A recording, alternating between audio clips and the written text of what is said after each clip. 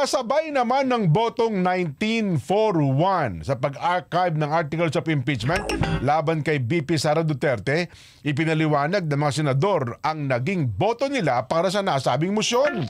Para kay Senador Alan Peter Cayetano, dapat na ma-impeach si BP Sara sa tamang panahon at sa pamamagitan ng tamang proseso. Para po naman kay Senadora Pia Cayetano, sa simula pa lamang ay diniklara na ng kataas-taasang hukuman ng articles of impeachment na null and void ab initio.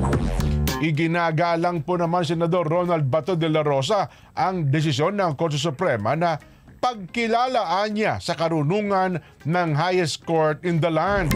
Para naman kay Senador Jinggoy Estrada, ang pagsuway sa Korte Suprema ay isang unforgivable assault.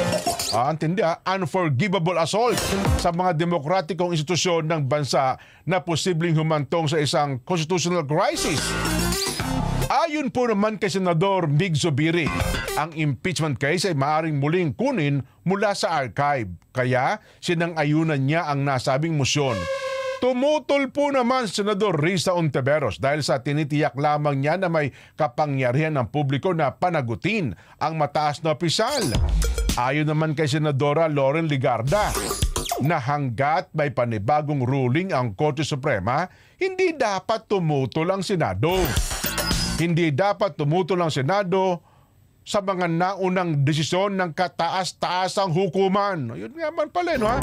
Pumapabor din po sa motion sa Senate President Francis Cordero at sinasabi sa pamamagitan ng pag-archive ng impeachment complaint, pinili din nilang ipagtanggol ang integridad ng Korte Suprema at pinanatili ang sistema ng check and balances sa ilalim po ng Republican system of government ng bansa.